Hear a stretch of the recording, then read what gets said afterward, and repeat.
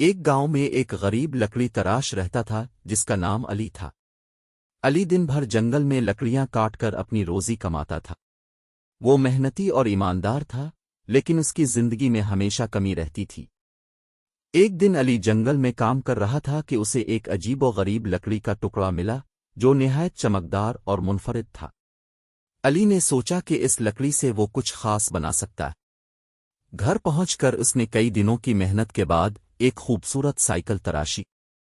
جیسے ہی سائیکل مکمل ہوئی، وہ اچانک بولی، میں ایک جادوئی سائیکل ہوں، جو مجھ پر بیٹھے گا اس کی ہر خواہش پوری ہوگی۔ علی نے پہلے تو اس پر یقین نہیں کیا، لیکن جب اس نے سائیکل پر بیٹھ کر کہا، کاش میرے پاس بہت سا کھانا ہوتا، تو اچانک کھانے سے بھری ہوئی ٹوکریاں اس کے سامنے آ گئیں۔ علی حیرت زدہ رہ گیا اور خوشی سے جھوم اٹھا۔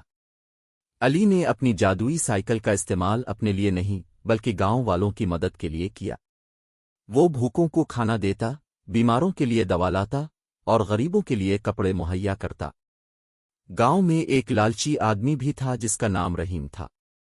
رحیم کو جب علی کی جادوئی سائیکل کے بارے میں پتہ چلا تو اس نے چالاکی سے سائیکل چرانے کی کوشش کی، لیکن جیسے ہی رحیم نے سائیکل پر بیٹھ کر کہا، میرے پاس ساری دنیا کی دولت آ جائے، سائیکل نے الٹا اسے ایک ویران جگہ پہنچا دیا اور کہا، لالچ بری بلا ہے، تمہیں اپنی محنت سے کمانا سیکھنا ہوگا۔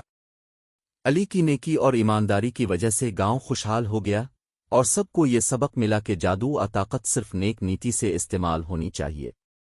لالچ ہمیشہ نقصان پہنچاتا ہے، اور دوسروں کی مدد کرنا سب سے بڑی نیکی ہے۔